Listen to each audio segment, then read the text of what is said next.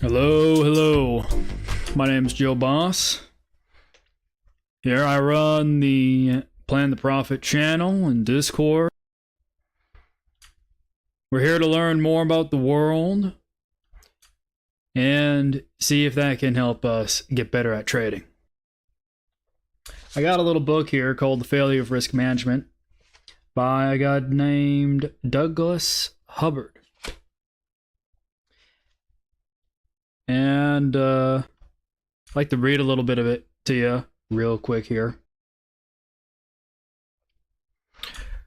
We know something about the limitations of the experience experts rely on. This is going to be an Outlook's focus stream, by the way, so that's why I'm bringing up this particular section here.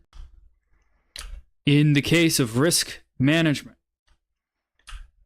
I believe experience has certain features we should always keep in mind.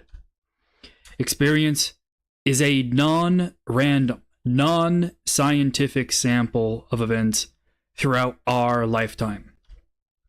Experience is memory-based, and we are very selective regarding what we choose to remember. What we conclude from our experience can be full of logical errors. Unless we get reliable feedback on past decisions, there is no reason to believe our experience will tell us much. No matter how much experience we accumulate, we seem to be very inconsistent in its application.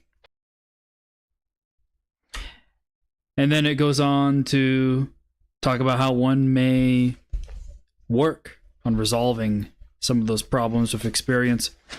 And one of the ways that I think can be helpful in helping us calibrate our experience towards what's actually going on in reality is to see what other people in the world are saying about the things we're trying to focus on. Pay attention to what people who are arguably much smarter than us, might have more information available to them than us, might have more skin in the game than us, are actually saying about the world around us and the things that might impact us. All right, that's the intro for today's stream. This isn't going to be a trading focused stream, but I told you so. I told you so from yesterday's stream. Yesterday's stream title was Dollar and Yen Strength. And if you... this is just like taking candy from a baby at this point. How many times do I have to show these freaking charts? And I'm still expecting even more continuation lower here on this Aussie. As a little recap as to what has occurred here on this pair, let me go ahead and hide all the drawings and hide the indicators. So see this dip here? Right here on kind of in the middle left side of the chart. This is when the Chinese PMIs came out. I mentioned in the last few streams, I'm looking through all these outlooks and I can't find a single person who's given good commentary on the impact that these Chinese PMIs could actually have on markets. That was a good call. And that came from experience by staying up to date with how PMIs can move markets, and especially considering when the Chinese services PMI came out here just a few hours ago. It surprised to the downside. It came out worse than expected. So with all these fears already abound with China economic weakness being speculated on very heavily, why would Australian dollar go down off that information?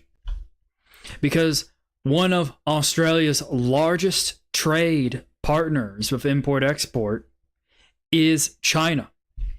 Understand that Australia's largest export is iron ore and coal. Who do they send that to? They send it to China and all their ironwork facilities and all their factories. They burn a lot of iron. They build a lot of stuff out of it, and they need the raw material. They also get some iron from Brazil. That's a big factor too. But man, that is a big slowdown and a big smack to Australia's economy, because a slowdown in China ain't gonna help the import-export in Australia grow and help them export more iron, help them export more coal. It also doesn't help that Australia has problems right now with Chevron, the Australian LNG union, is probably going to strike in about a week or two against Chevron. They have all these facilities that are on the west coast of Australia, and I'll pull up a map in an article we'll be checking out later. This is probably going to be on the longer side of stream, so I hope you brought a cup. Hope you got a cup of Joe. Anyways, so this was China PMI. I'm kind of rambling, going on about Australia. There's a lot of things going on economically with Australia right now that we should know about. But this was the RPA coming out exactly as expected. Exactly as expected. Down to the wording. Westpac's Bill Evans, the chief economist at Westpac, one of the oldest and most powerful banking institutions in Australia and New Zealand, he called it. He said word for word, hey, we have this expectation that the RBA will have a more hawkish tilt, and we're not going to believe him.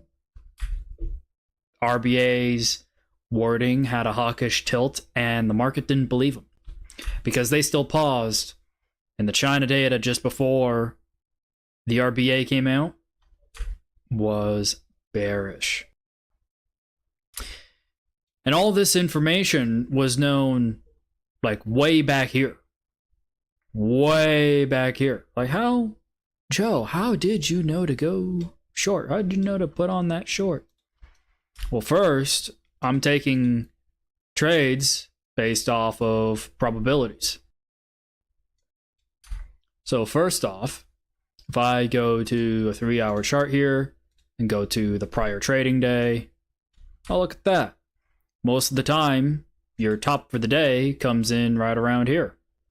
You can see the peak in the probability distribution of where the highs for the day usually come in at. So either you're getting your peak here, or your peak up here. And that's why the stop loss was right there. Let me go ahead and pull out the Epic pen real quick.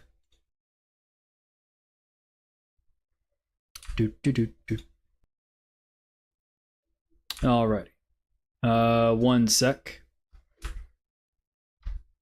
Yes. Actually, no, I don't want to exit bar replay mode. 1 second. Just gotta copy over my face cam to another thing here, so that then I can properly display the tool. Yeah, there you go. Now you guys can see the Epic pen. Cool. So you got a peak in your distribution there, peak in your distribution there, peak in your distribution there. Why I put the stop here? Because you got a trough, and you got a trough there. Trade at the peaks, stops at the troughs. Simple as that. That's the entire trading strategy. And if you need exact probabilities, there you go. There's a tooltip telling you what's the probability of going above that bin, below that bin, or exactly getting your top for the trading day exactly between those two prices that make up that bin. So yeah, that was what I call the nominal trade setup, which is simply taking the trade with the highest probability of occurring. So the nominal trade setup would be short up here and then take it down lower somewhere around here. But we didn't fall as far until today. Now, here's something I very frequently show and say in these streams. When you get down here, this is no-go land. All of this is tail risk. All of that's tail risk. Why? Just look at the statistics here. 1.5, 1.3, 1.3, 1%, 1%, 0.8, 0.8, 0.91, 1.5, 2.2. Like, there's maybe a little bump in your probabilities right there, but do you really want to be, just because there's a small little bump in your probability distribution of like 0.5% or 1%, you're really going to bet your whole account? You're going to bet a 20 basis point trade, 50 basis points, 100 basis points, which is 1% of your account on a trade because, oh, there's this little statistic right there. Like, no. When you see this in your histogram, it's probably not the smartest move to be trading here where you're seeing tail risk falling knife action. That's all this is. This is all tail risk falling knife. This technically is a big old trough. That's one way you can consider this. You got a peak here, you got a peak there, and a peak there. Technically, this could all be just one uniform thing. You can also just look at the colors of this. See how the green, you have a much deeper green up here, and then a somewhat more transparent green, and then a super dim green. Well, that relates to the probabilities that you have here. So the higher the density, the probabilities, the larger the peak, the larger the number, and the brighter the color. And then the lower the probability, the smaller the peak, the dimmer the color, and the smaller the number. And this is just all guesswork. This whole area here, buying lows down here, is guesswork. Buying lows in a bullish environment at one of these peaks sounds good. This is where knowing what you're doing, knowing what you're trading, actually becomes important. Because just like with pivot points, this indicator does not give you a directional bias. It tells you what's the probability, given the last several thousand of bars worth of data, what is the probability distribution of where my tops and my bottoms for a given trading day actually come in. Well, if you have a particular day that is exceptionally bullish or exceptionally bearish that's on the docket, or you have economic events that put you at risk of experiencing a higher than normal volatility. Like today with the RBA, that much was obvious. Maybe you weren't in the Plan the Profit Discord and looking at all the things I'm posting in my research roundups.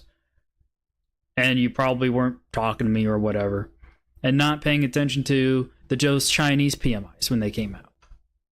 All well and good. The RBA stuff was being talked about a lot. So there was definitely expectations that this pair on this day could have higher than normal volatility. Does that mean you take on more risk? Does that mean you put on a 20 or, my thing is I don't do the 1% risk per trade thing. I do 20 basis points. 20 basis points. Or 30 basis points if I'm, really feeling it. Because I'm trading with leverage and I'm trading a bunch across a lot of pairs. And I want to have enough ammo to take all the trades I want to take.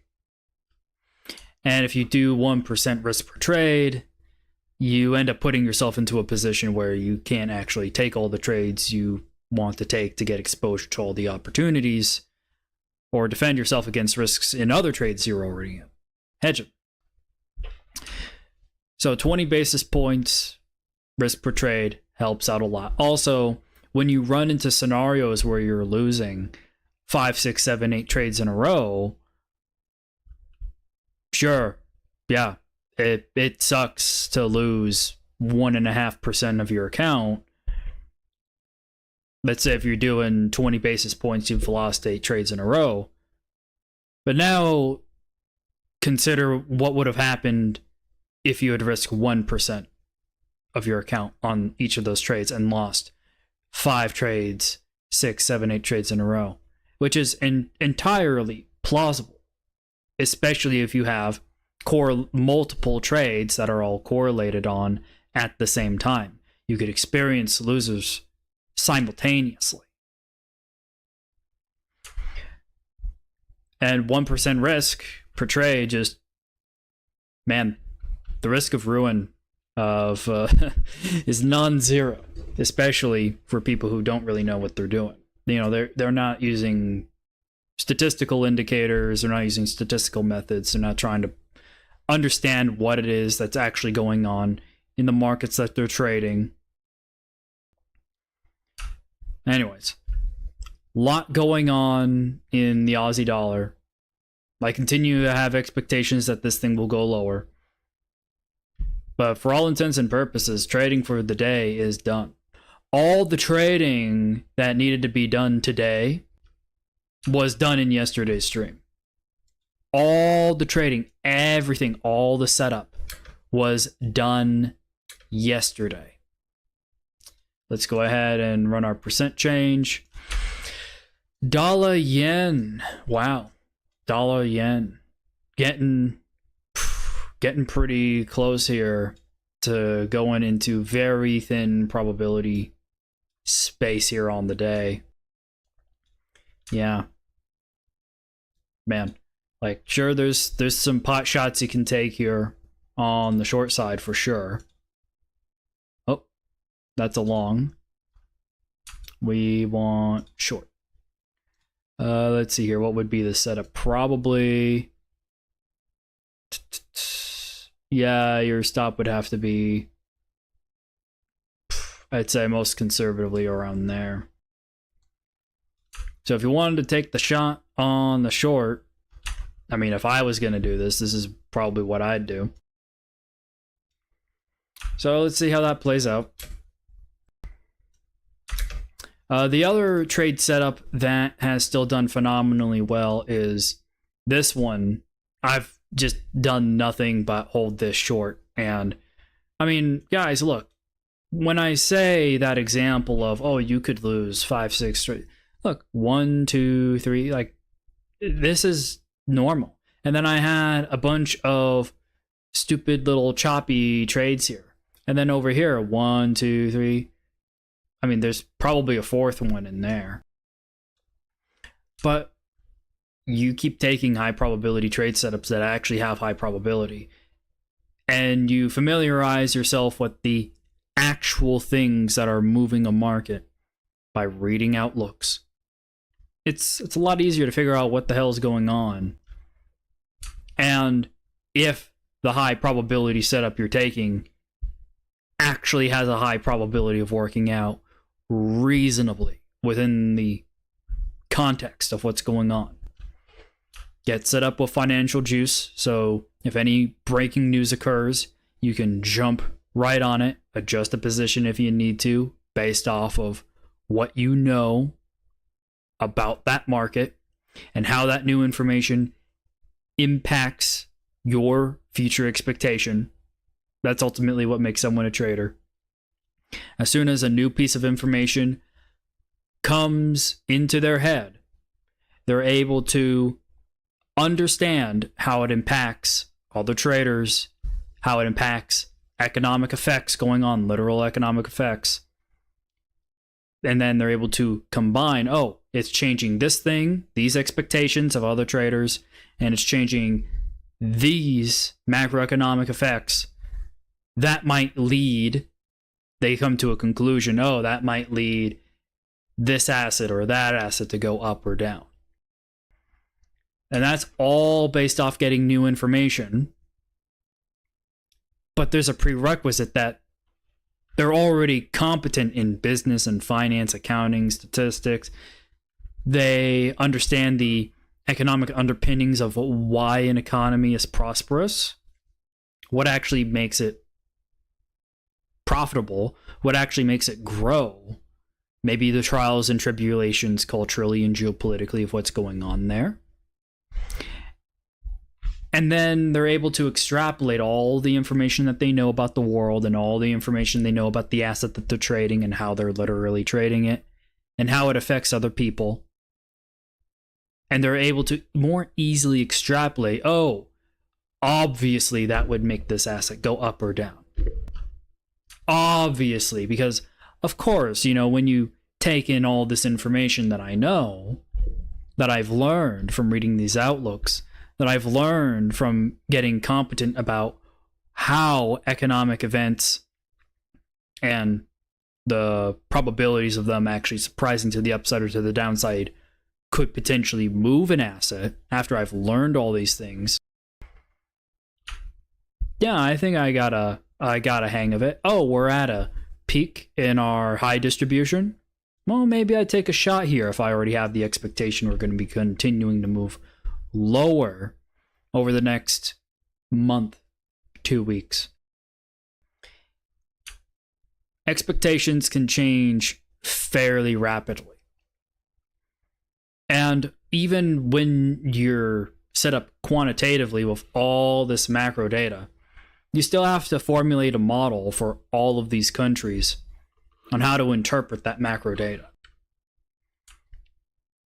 My approach that's arguably helped a lot of people learn how to do these interpretations on their own is read your damn outlooks. Some of the smartest, richest people in the world are spending time writing analysis for free, and it's some of the best out there from some of the smartest people, from people who have titles like head of research, chief economist, head of quantitative strategy, head of, CIOs, chief investment officers.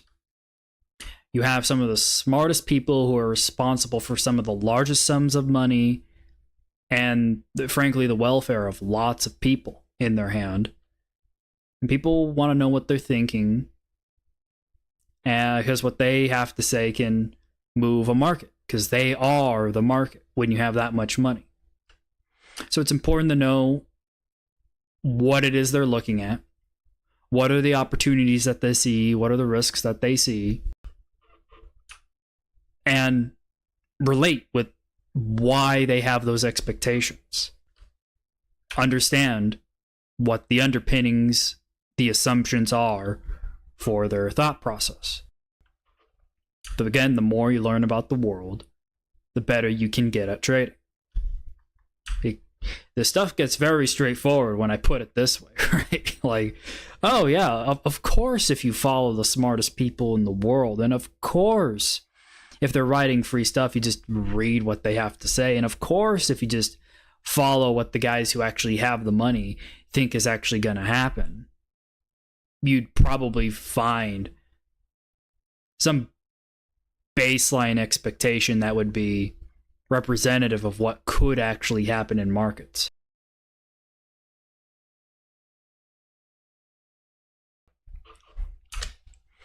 So with that all said and done, I would like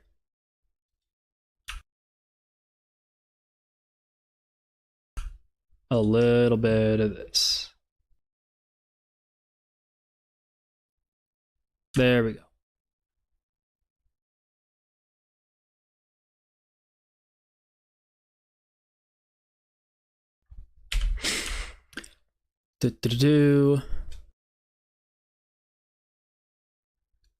And we don't need this here. And I'll go ahead and hide my face cam real quick.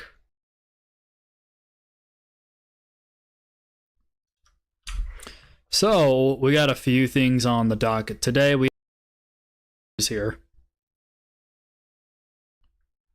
Let's see, anything that's immediately coming up. Oh, we just had all these services and composite PMIs come out for Europe real quick.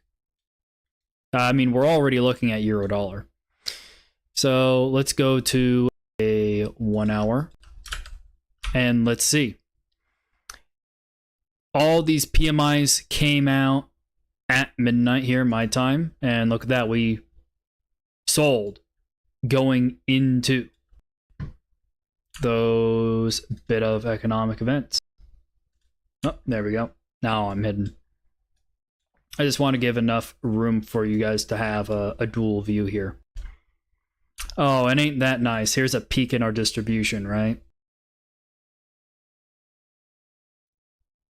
Yeah, I wonder if the low for the day is going to be in now. Do you guys think the low for the day is probably going to be in?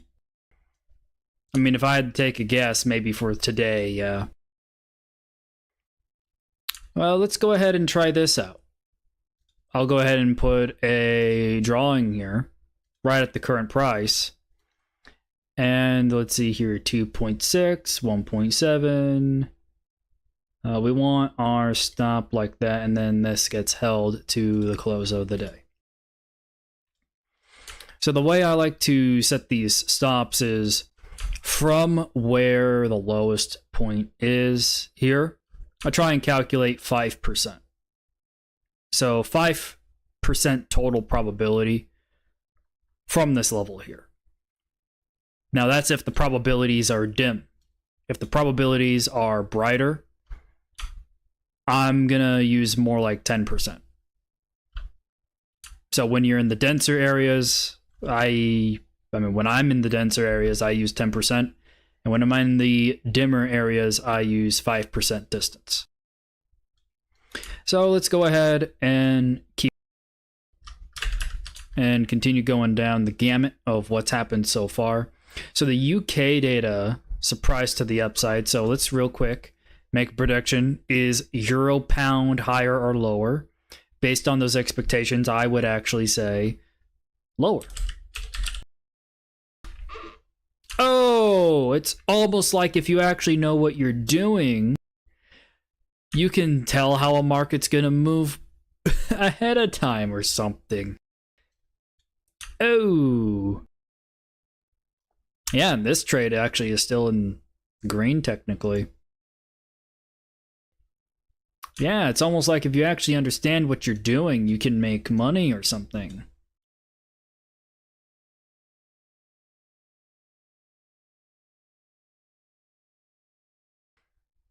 FYI, all the Outlook stuff that I share, all the economic stuff I share is freely available. I don't sell or resell any of it. I just post the publicly available links. I don't redistribute the Outlooks at all. All I do is I get them sent to my email, and those are public facing URLs, and I just copy paste send.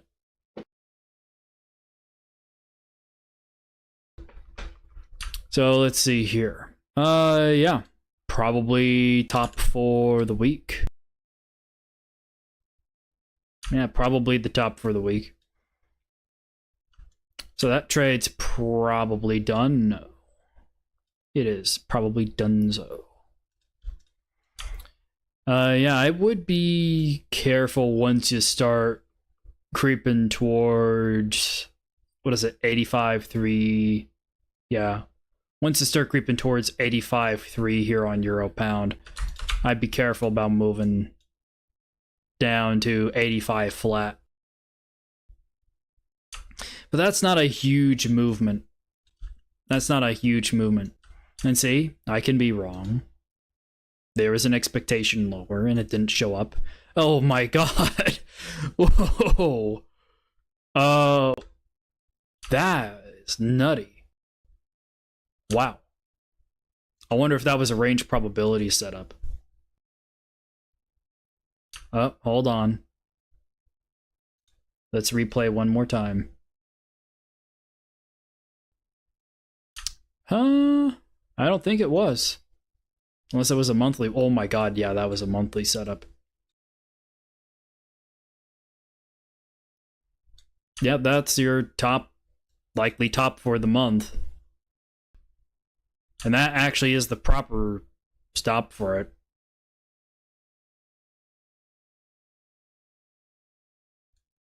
Then that was the target, this peak in the distribution.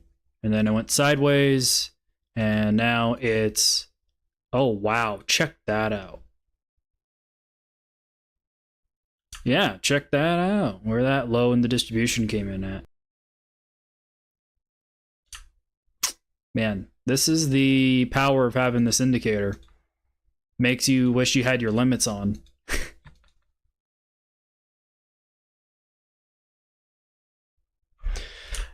Yep, so that was about 2 weeks ago. Man, I'm glad I keep these drawings up and I don't change them around or anything. Sync that globally, all that good stuff. And sync that one globally. Yeah, be careful of a little bit of a lower drift. Yeah, to that 85. I mean, if you get to 85, I'd genuinely be concerned about going into the lower half of 84 here. Yep. Okay. So let's see here. Any more news to go through? Eurozone PPIs. All good. I posted a lot of these PMIs. Oh, yeah. Actually, here are all the PMIs. All the actual documents on what is actually going on in all these countries. This is Australia's Services PMI. I'm going to be reading this on my own time, but you can get these from Financial Juice or from S&P Global directly. They have pretty easy links to find those things on their Twitter. Geopolitically, Drogan met with Russia and is trying to kind of be the middleman to get Russia, Ukraine, and the United Nations to agree on letting Ukraine go back into the market, export their grain again. But the Russians are saying, well, sure, we'll let you export your grain if you let us also export our fertilizer. And it seems like the United Nations is giving Putin a hard time about that.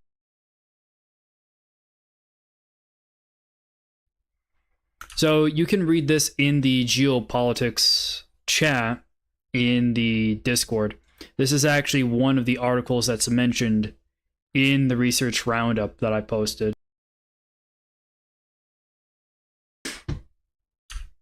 Speaking of, let's real quick go over here. So this is the Chevron strikes that are going on over Australian LNG. I said I'd show a map earlier, and this is the map.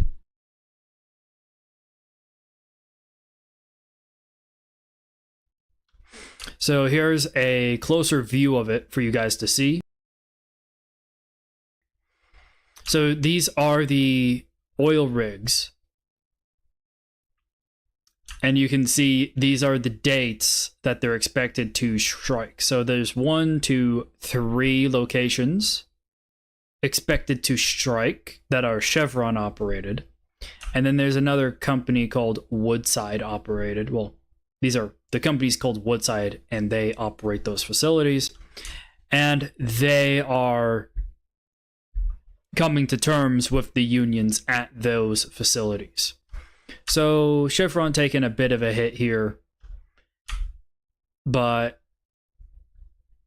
apparently it's a more minute expectation. This is not expected to explode into the crazy ordeal that the UAW situation is continuing to blow up in. Let's see here. Chevron LNG workers in Australia plan a 2-week strike. Gotcha. Chevron operates account with 7% of global LNG supply. So, yikes. Chevron accounts for 7% of global LNG supply. So, supply of LNG, nat gas, would be significantly lower. Let's go ahead and check out the spot on nat gas. It is currently lower. Real quick, I'm actually curious. Do I have... Yeah, I have nat gas USD here. Oh yeah, that's right. There was this crazy trade setup on the short side here from last week. And this is the long setup. And based off this, wow, that is very, very close to a stop out. Check that out. At this point, that's luck. I would argue this not being stopped out is luck. In my mind, this is kind of dead. For all intents and purposes, when you get that close to your stop, you're either lucky or you definitely screwed up on your trade plan, or you just didn't time the trade properly. One of those things. Either you actually screwed up on your strategy, you screwed up on interpreting what was going on, or you didn't time it right. And for this particular example, I just say that the bearish momentum continued, and this wasn't timed correctly. Yeah, high probability setup. Yeah, stop at the trough. Sorry guys, this happens. There's a definitive probability that these stops occur. 44% of the time you go below this level. Not crazy to assume 44% of the time you get a low that's lower than the stop level here. Yeah, for all intents and purposes, even though it's not technically hit, that's luck. For all intents and purposes, that could just be hit. But man, last week's trade was a baller. Last week's trade was baller on that. And for, again, all intents and purposes, if this thing were to move lower, you would want to get stopped out of this anyways. Because if it comes down another 2.5%, instead of holding the drawdown all the way down here, you can pop out and then pop in at a better opportune time with slightly better probabilities down here. You can do that. But if you keep risking 1% risk per trade, you can't afford to take any loss. Every single loss is going to be this massive mental toll that you're going to have to spend another 2 hours watching videos on how your trading psychology is crap. Well, I think trading psychology is mostly a bunch of self-help guru bullcrap. Really, all you need is stuff that has been working and that has been proven to work in the field of psychology for decades and decades. Use the stuff that works and apply it to the rest of your life, and it'll bleed into your trading. Don't try and force a change or particular psychological benefit in your life just for the sake of trying to make more money, trying to perform better in making more money. If you're that emotionally unstable, you got bigger problems, my dude. You got bigger emotional problems. Okay. Oh, yeah. And sorry for not having it in the way. Sorry for having the chart.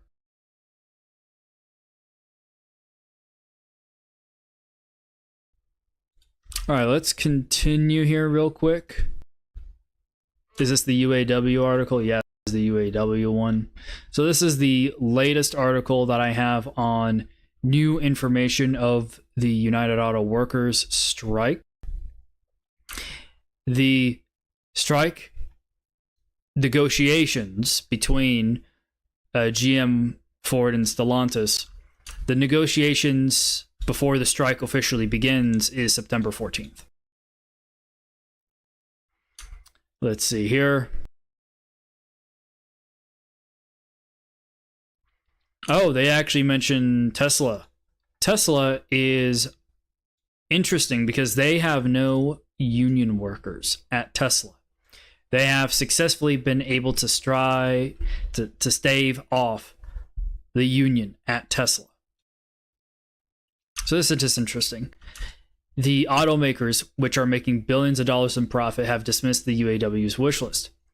They argue that its demands are unrealistic at the time of fierce competition from Tesla and lower wage foreign automakers as the world shifts from international combustion engines to electric vehicles. Well, I'm sorry, they're making record profits during this period. Pay your skilled workers a skilled wage. A potential strike by 146,000 union members comes against the backdrop of increasingly emboldened U.S. unions of all kinds. See, they mentioned the Hollywood actors and writers, sizable settlements with railroads, and major concessions by corporate giants like UPS. Let's see here. Sean Fain sets high expectations. Where's the... Let's see here. Real quick. There's a one... here we go. This is what's tradable. Other than the fact that 146,000 people are not going to be on the payrolls here real quick. Those NFP numbers are going to be horrible come the end of September. Anyways, this paragraph here.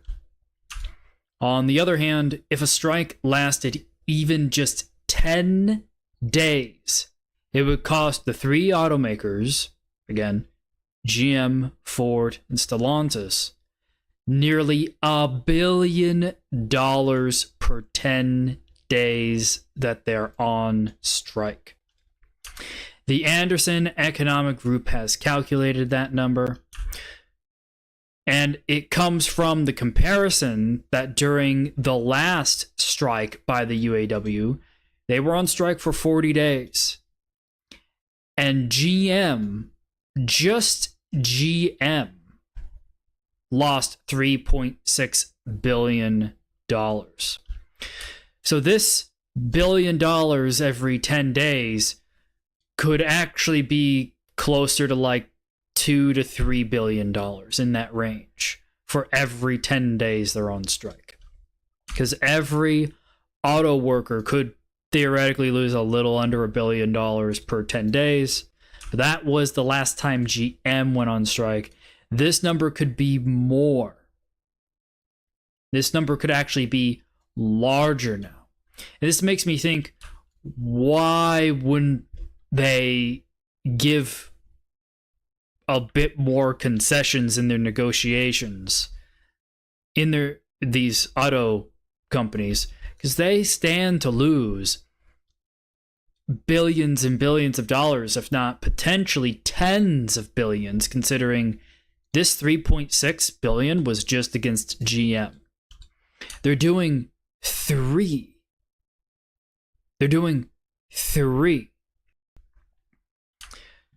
So it will likely end up being tens of billions of dollars in revenue potentially lost, just out the door.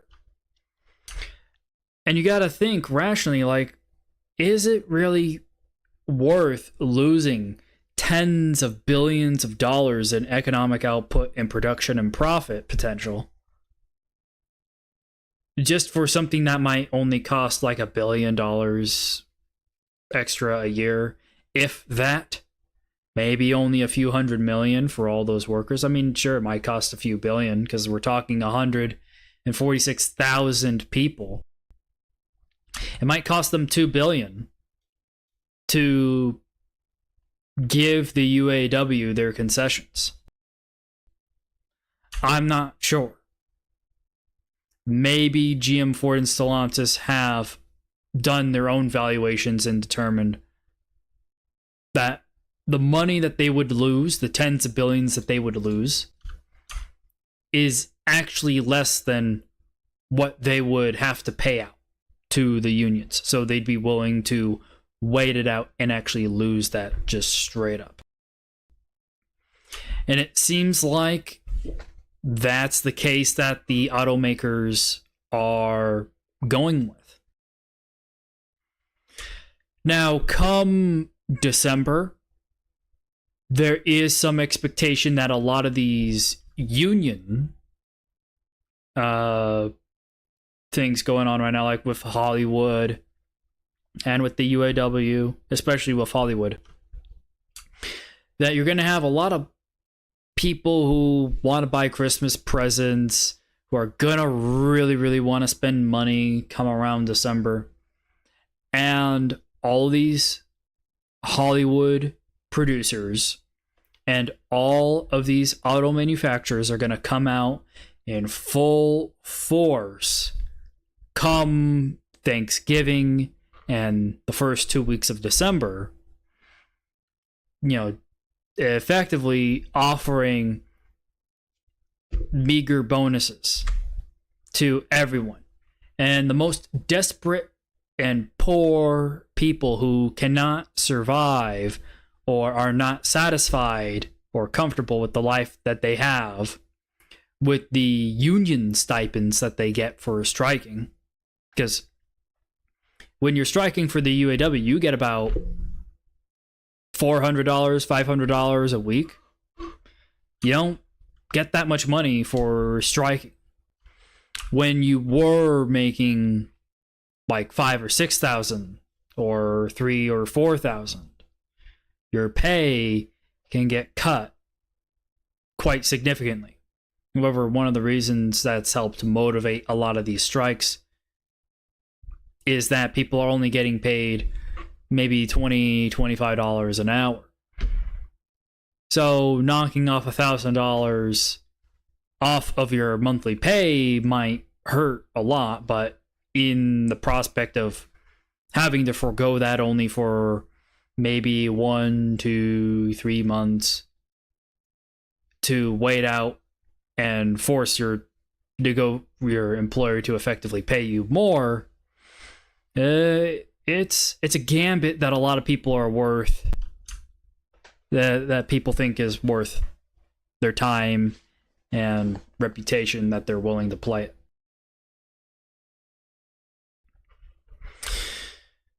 Alrighty, so yeah, September 14th, mark it on your calendar, guys. I should probably mention, Panama Canal. They just reduced the maximum load that container ships can have again. And if you're not familiar with the situation going on with Panama, you can check in the Discord, Plan the Profit, under announcements. There's definitely going to be, I think you gotta scroll to like yesterday's research roundup or the day before that. We're watching this thing going on with Panama right now, where Panama, the country, is in a major drought, and that is causing the locks and the Panama Canal Lake to not have enough water to lift ships. So ships have to deload cargo in order to be light enough for the canal to actually lift the ships up and down the locks to get them through the canal.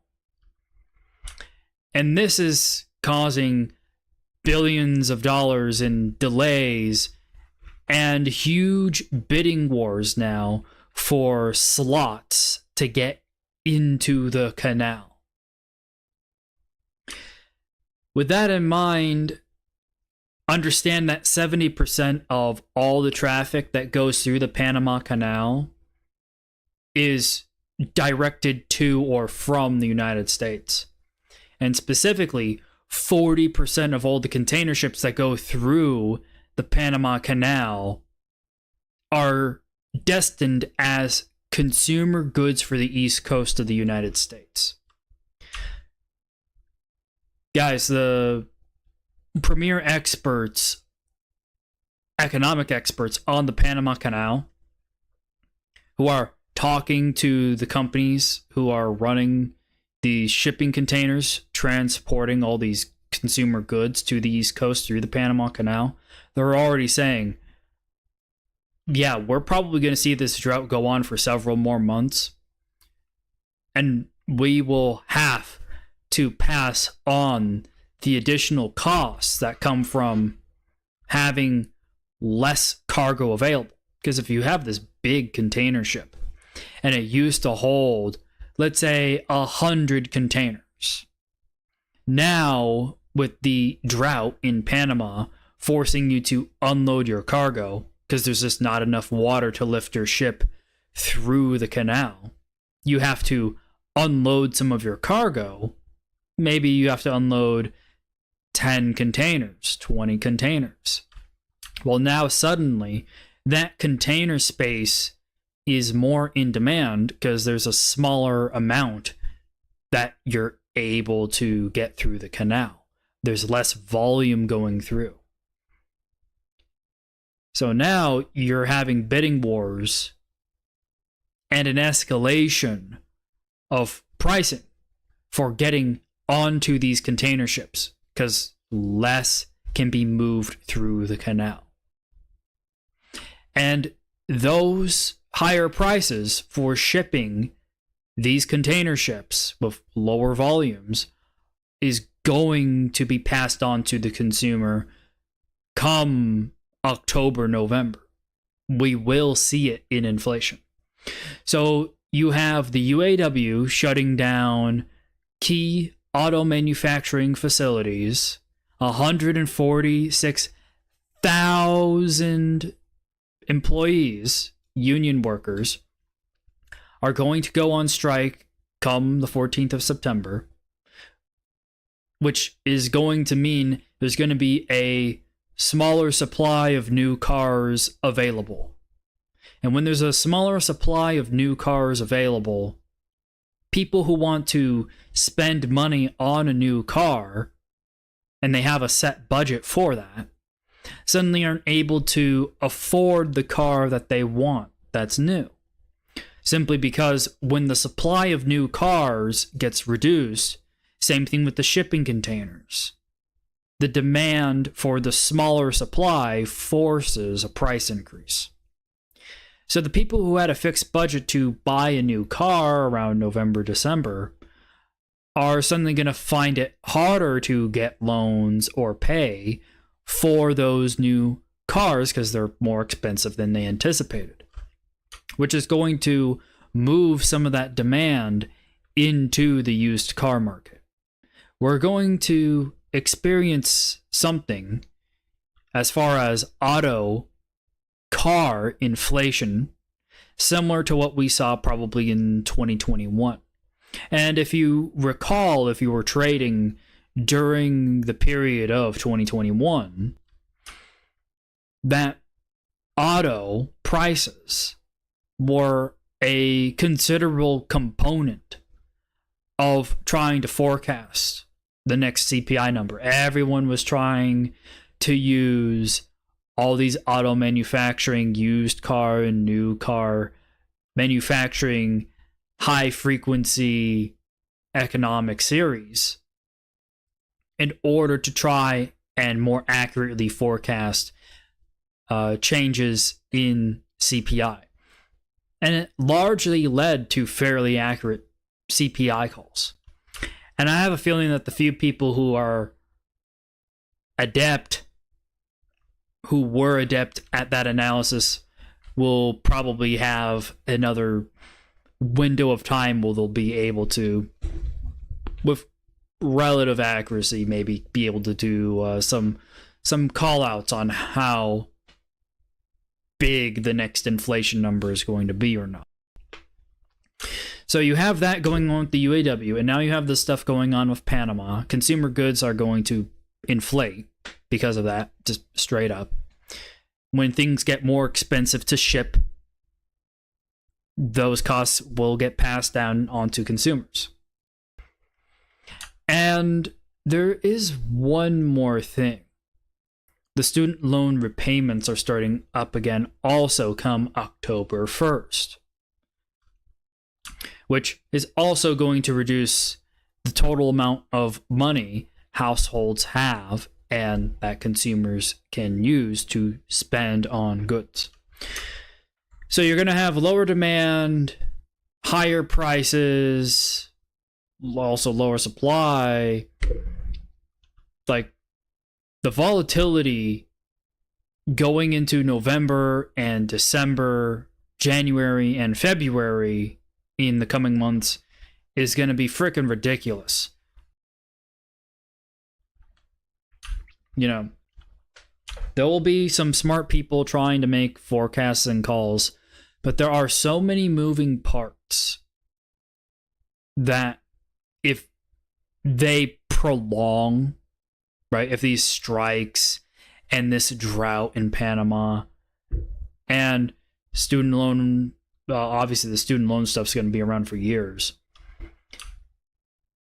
If the intensity of all those things hitting at once builds and builds and builds and actually accelerates going into December and January, it'll be somewhat difficult to actually discern the magnitude of how all those factors will actually impact those economic events, will impact those economic values. We could see particularly large surprises from expected forecasts. And those forecasts will already be pretty big changes. We're going to have pretty big forecasts. Like, oh, it's going to move this much. Like, you're going to have a very wide range of forecasts and a much higher degree of uncertainty as what to expect on the macroeconomic front going into December. And that's maybe where looking at the daily range probabilities, weekly range probabilities probably will actually come in handy. I really, I'm already prepared for stuff that's coming down the road, potentially 2-3 months down the line, because I already know what I'm going to be doing this week and next week. I've done all the macro research that I needed to do. I mean, you've seen half of this stuff in this tab here that I've called outlooks. Look at all these freaking things. Here's Danske Bank's Nordic outlook. I haven't read this one yet. It's 39 pages. Look at the people writing this stuff. Chief economist, co-editor. Let's see here. Oh, do they not have their titles? That's interesting. Let's see here. Euro area, global, US, downside risks, shadow, resilient growth. China, downside risks return.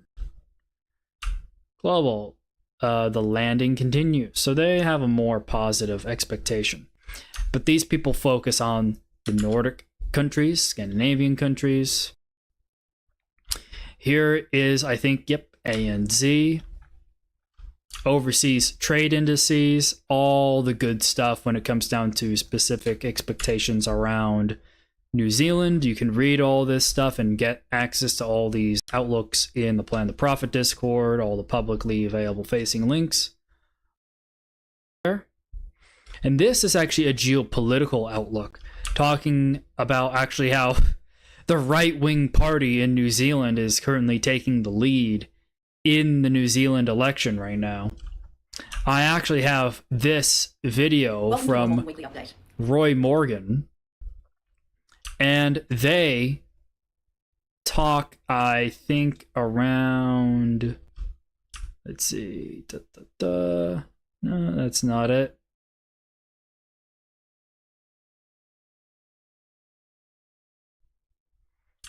Yeah, there it is. Check this out.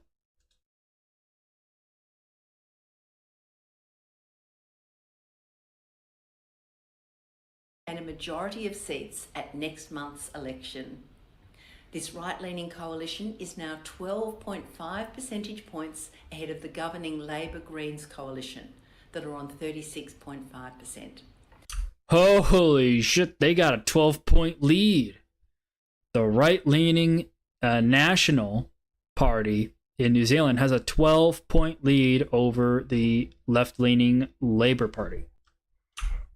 Wow. Wow. I mean, look how, if you look at this chart way back here, like Labour used to have a 36-point lead, and they've lost that thing. Oh man, yeah, it's just so bad, and it just keeps getting worse. Watching geopolitics is incredibly important for trading because the people who get elected, it's important to watch what their economic aspirations are. Because whatever their economic aspirations are, they will funnel fiscal funding, government spending towards different parts of the economy depending on which geopolitical party wins. It is important to pay attention to geopolitics and politics in general, even for trading purposes. Because the more you learn about the world, the better at trading you can get. Because the people who get in power and control of a country have a say over how that country spends its money. And that is important for me to know, especially if you're trading, especially if I'm trading currencies. I would like to know if they're going to be spending more money, if they're going to be spending less money, where they're taking money away from, where they're putting money towards, if they're even spending money. I remember New Zealand had a massive storm, massive flood, and they had all this support. They had to funnel tons and tons of money into that. But they also did it on a delayed basis. There's all sorts of political drama around funding a natural disaster in New Zealand. And that's one of the reasons why, it's one additional reason why the National Party has gained a little more ground here. Because of how Labour responded to that natural disaster in a somewhat inappropriate way.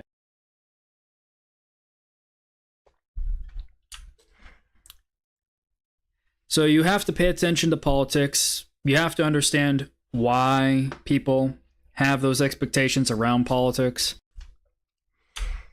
Because the more you learn about the world, better at trading you can get. And it's also fun. Once you learn enough, it just becomes natural. And then when you meet people from that part of the world, you actually have something you can relate with them on, even if it is politics. And I know a lot of people don't like, starting relationships based off politics. You can, learn about their food. You can learn a lot about a country. Oh, yo, Spirit. Yeah, nice to see you, my man. So yeah, there's definitely a lot to learn about the world. And it's surprising how much it can actually help you with a trade. Yeah, and see, there you go. Finally, the damn thing stopped out. Thank God. Thank God.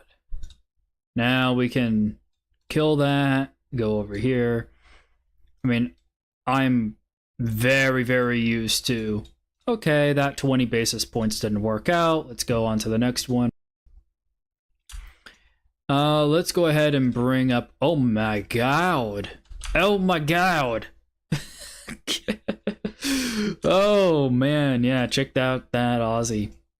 You know, I was willing to say, oh, maybe it goes over, like, maybe over the next 24 hours it comes down here. The thing's just immediately putting the kibosh on this. Let's see here. Do we have any Australia news? No. That is New Zealand. I got a lot of New Zealand economic outlooks that I had to share today. Oh, here's ANZ's commodity price index. I don't think, if you guys don't know what the single biggest commodity is that gets exported out of New Zealand is, it's milk. It's dairy. Dry powdered whole milk. It's their largest commodity. And they are struggling to offload it because China is slowing down so significantly that they're not able to actually afford to take in the amount of milk that they want to take in. Let's see here. I think there was a thing on China here. Yeah, there it is. Global demand for dairy products is weak, led by softer demand from China. Man, it's almost like I read these things or something. It's almost like this stuff is written by a bunch of strategists. Oh my god, look at all these smart people. Yeah, Sharon Zollner really knows her stuff. Yeah, she's a boss for sure. And then here is, I think this is the oil outlook from Seb. Yeah, this is the big old oil outlook, the big old 25-page oil outlook they just released from Seb. So if there's any commodity guys watching this, you probably want to check this out. Bloomberg is even reporting on some of the points brought up on this. I was reading Bloomberg today, and they were quoting this outlook directly. Yeah, it is worth getting your information directly from the source than from some second or third or fourth party.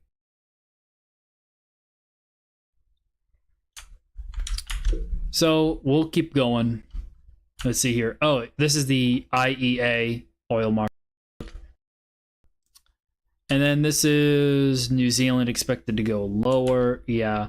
The outlooks for New Zealand from most of the New Zealand banks that I saw are horrid. Like, they're saying the thing's going to fall 400 pips. Crazy stuff. We think the ECB will retain a tightening bias for a long time. And be clear that a pause in September does not signal the end of the hiking cycle. So it looks like they're anticipating a pause out of the ECB.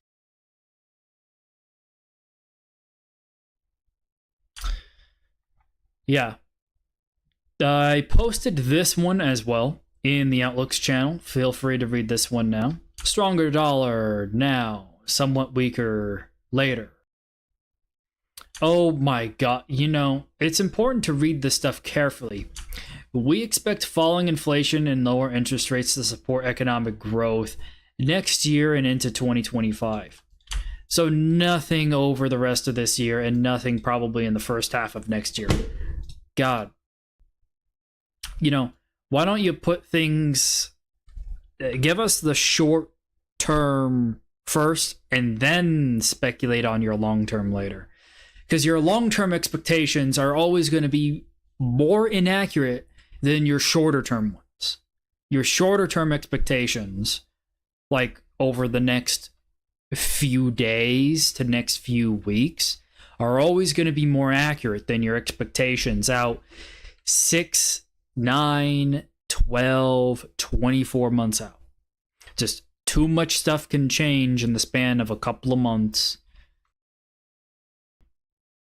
But you know what? These large institutions help set expectations, and they have to set some sort of expectation based off how the current economic environment looks for assets out way, way, way out in the future.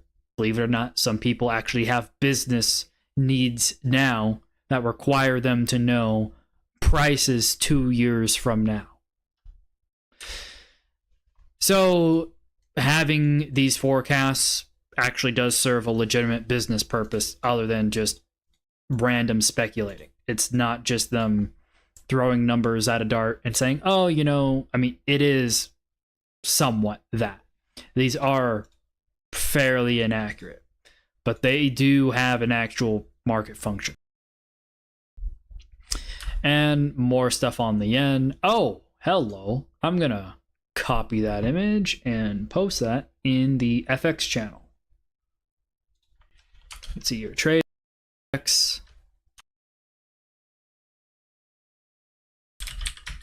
Nordea FX forecasts. Whenever I can get my hand on a list of FX forecasts, I'd like to grab that.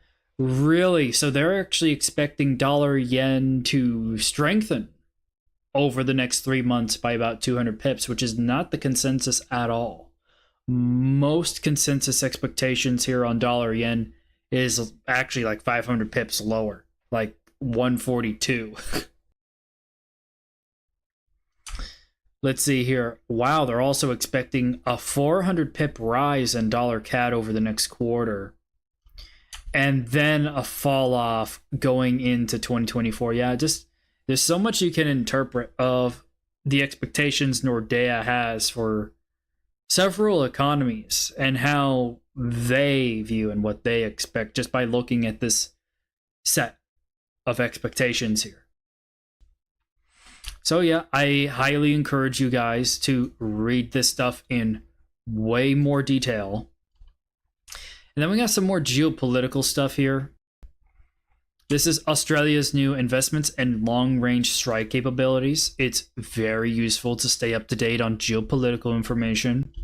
And one of the things is a long time ago, when this Defense Strategic Review came out, when it was just coming out and just brand new, I went ahead and I shared this and I read this and I looked through it. And now this article comes out and I'm like, oh, there's been a development on them actually getting this stuff done. And yeah, they are actually going to become a new state that has these land-to-air missiles. Well, what are called land attack missiles. Or specifically Tomahawk land attack missiles.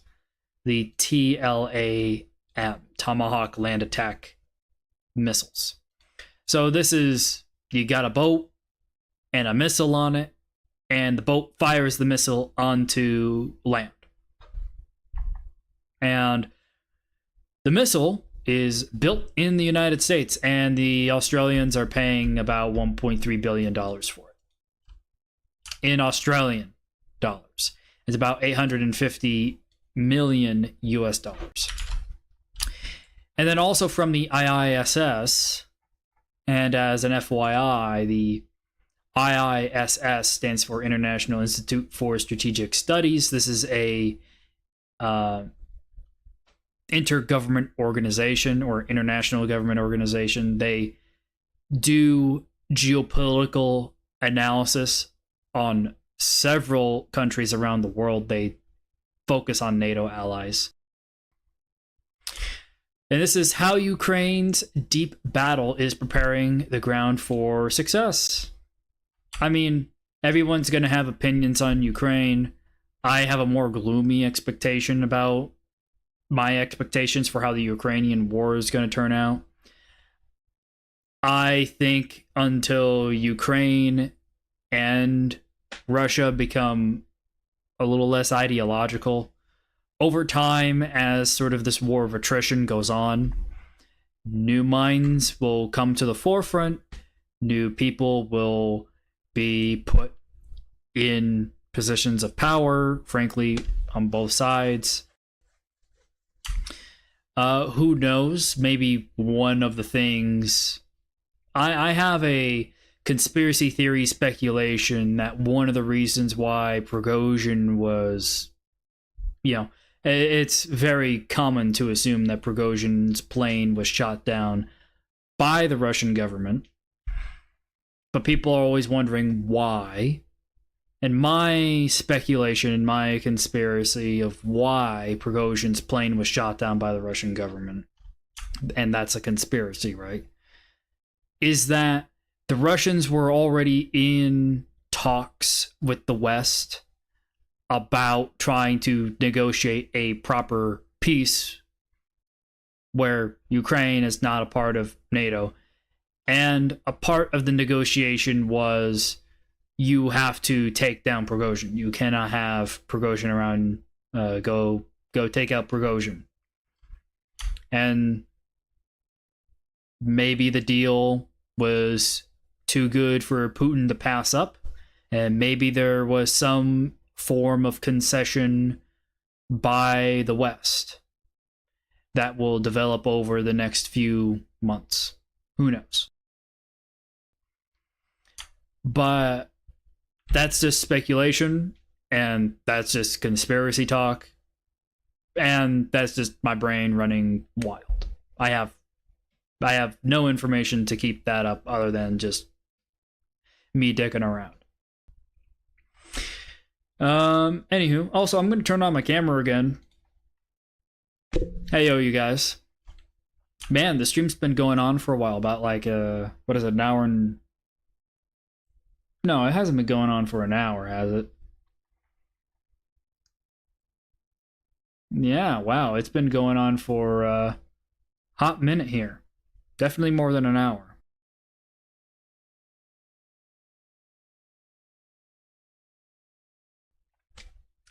I'm just looking at my trades over here. Damn, I'm making... Oh, man, things are working out very, very well. Things are working out very, very well. Specifically on the euro-dollar front, this good old short from up here looks like we are going to the 107 call that I made back here. I mean, I had a bit of hope that we'd go up. And then in the Discord, see, I do have these arrows that say, oh, maybe we get a little bit of up. But then you go ahead and you look at the Discord and you look at the trade plans that I posted that are public, freely available trade plans in the trading research channels. You'll actually see for all of these currency pairs, I have lined up all my expectations saying, you know, this is getting really shaky. We're probably going to dump from here. I am not happy. I mean, the big thing is we had this pump at the open. This pull up takes you directly into a high probability short. And there was nothing on the docket that made me think we would see an immediate continuation of this thing going higher into this spot here. I'm like, oh no, we are going to put the kibosh on this thing right now. Not good. Picking up the kids. All right. Good thing, my man. And I'll hopefully just say around later today and on. Let's see here. Yeah, no, so this is definitely a good read. Look, even if you're not super into being pro, like if you're super pro Ukraine, you'll be down with this. If you're not super pro Ukraine, you won't be down with this. But when you're trading, you can't not read this stuff. Your job is to understand the expectations of different market participants. Some people are going to anticipate the Ukrainians to come out victorious, and you have to be constantly realizing those probabilities. You have to constantly be doing some analysis on the likelihood of them actually being correct. Same thing for the opposite side of what is the actual likelihood given all the facts, and your job is just to read as much as possible, look at all these people, look at their expectations, look at what's actually happening, and figure out who is more likely to be right and who is more likely to actually have the real facts. So you have to investigate the world. You have to, again, oh my God, the more you learn about the world, the easier these things get. So instead of spending hours and hours drawing slopes and lines on a chart, whatever it is you use to find if a particular price for today, the week, the month is at a good low or a good high to buy, whatever it is, figure it out. I like my flavor of using statistical indicators for that. But then spend the majority of your time actually doing research, reading outlooks, staying on top of economic events, identifying days that have potential to have jumps in volatility, and staying on top of geopolitical events that could cause volatility on top of those economic events. And that simply means you have to stay on top of this stuff going on with Russia and Ukraine. You have to stay on top of all these elections coming up. You have to stay on top of what's going on with Trump, because what happens if Trump gets back in office? And what happens if Trump gets back on Twitter and he's back in office? We're going to be seeing Trump tweets all over again. And you guys know how there are actually free and open source, publicly available bots that will do natural language processing on Trump tweets to immediately find what to go long and short.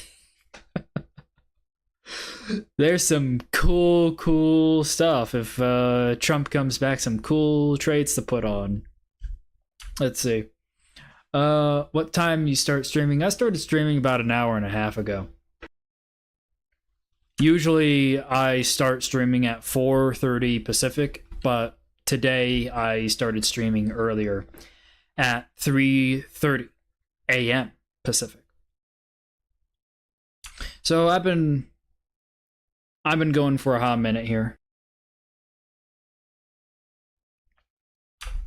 Getting in my stream ahead of everyone else.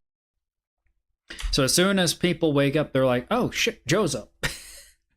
Oh man, Joe is actually already on top. I mean, the thing is I'm already done with trading for the day. All the actual trading and important decisions that I've had to make for my trades are already done. I already made them. I technically made them last week. I am doing what I need to do right now to figure out how the rest of the week might play out and how next week and the rest of this month is going to play out. At the beginning of every single month, there are outlooks for the month ahead that come out.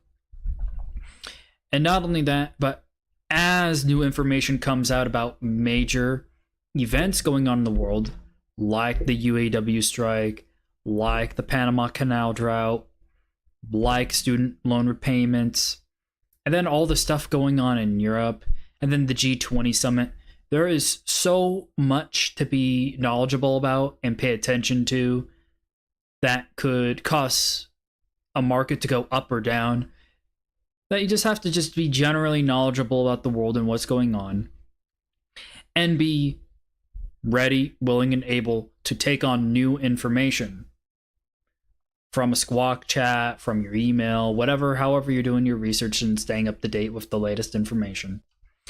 So then as soon as that new information comes to you, you're ready, willing, and able, competent, and relatable to make your own autonomous trading decisions.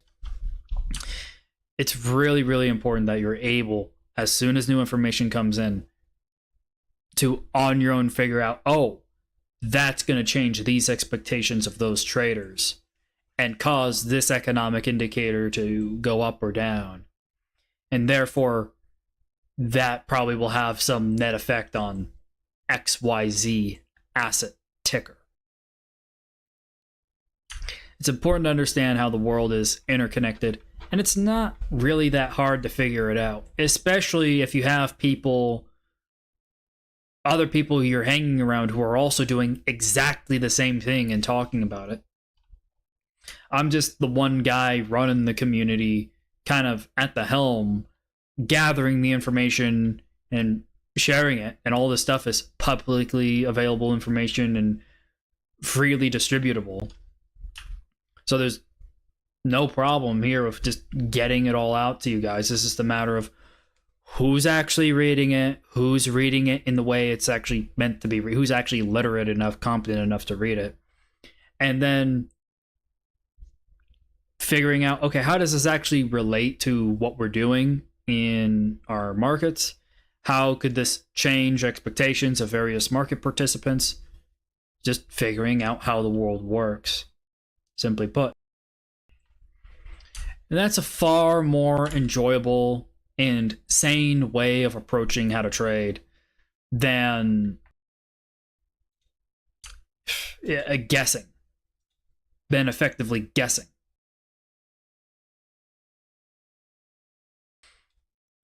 Oh, yeah. Well, I've become certainly more confident, Meta, because I've been able to successfully teach people how to do the exact same interpretations that I do. I just show them, here's how I do my research, here's how I do my valuations of statistical indicators.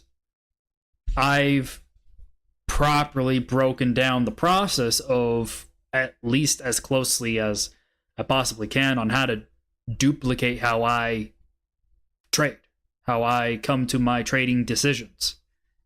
And what's really especially encouraging is now I've done this a few times where I ask someone to on their own think of or write down, after going through some stuff, what their trading expectations for an event or an asset are. So they'll write it down, or they'll think, okay, I know what I want to say here. All right.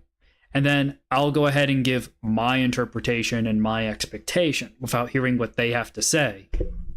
And then after I'm finished, I'll ask, how close is that to what you originally wrote down or originally thought? Most of the time, they're like, that's exactly what I wrote down. And at that point, I feel more comfortable saying you're likely going to behave autonomously now in your trading decisions, because you just came to the same conclusion about a market or an asset or a direction or some trade or some geopolitical event. You came to the same conclusion as I did. Not that my conclusion is especially right or wrong. It's just when you're given a set of facts and information and then trying to deduce that into some sort of trade idea, some sort of opportunity or risk identification, having them being able to do that on their own also means now they also have all the tools necessary to further develop and enhance that skill. They've learned how to figure out trading expectations. So now they can modify it on their own. And as they get some of their own information, they're able to update that part of themselves that actually generate those expectations. And that makes it far, far more easier for people to be able to confidently rely on themselves and not blow up their accounts, not misinterpret information, not misinterpret economic events, and just in general, not also blame themselves for crazy events that are totally out of their control. And then to be properly risk managed for when those events inevitably occur. Because those events occur, you will get kicked in the balls when they happen.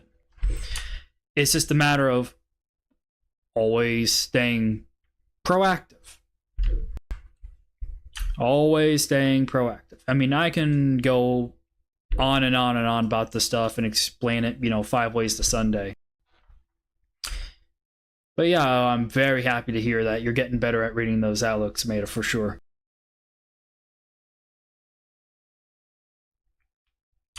It's incredibly, incredibly important. to stay up to date. And I know it's a lot of information, but I mean, this, so what? There's a lot to learn about the world.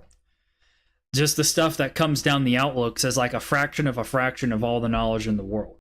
Just because it's put in some financial jargon doesn't necessarily make it hard. This means like, okay, I got to learn an extra word here. Oh, I got to learn an extra word there. Oh, there's this concept about economics I don't totally understand. Let me watch some YouTube information about that, or ask Joe about it. I mean, that's what I'm here for. It becomes a lot easier. Also, when you have other people who are learning with you and other people who are trying to achieve the same form of autonomy as you. Because you can actually relate with the process of, oh, here are all the different things that I'm learning about. I'm learning about the growth inflation matrix. I'm learning about how the dollar smile theory works. I'm learning about the dollar milkshake theory.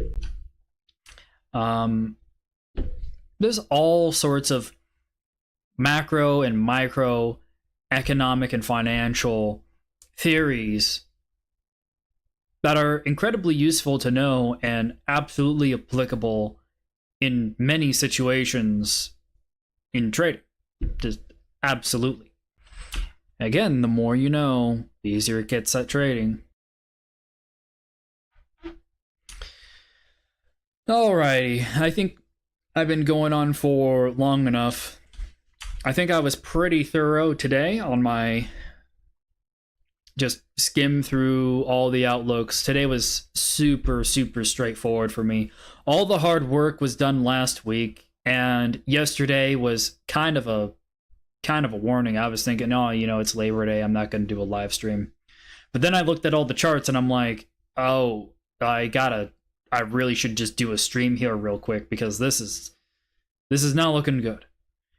And shit, look what happened. That's just what happens when you know what you're doing. When you actually know what you're doing. That's what developing a good and keen sense of future trading expectations does for you. Alrighty, you guys. I'll just say thank you guys very much for watching. I've been your boss, Joe Boss. Come hang out in the Discord. Come read those outlooks. Come sign up for the trade group. We'll work through this together. Trading doesn't have to be hard. It can be if you want it to. Alrighty, you guys. See you tomorrow, and in a bit.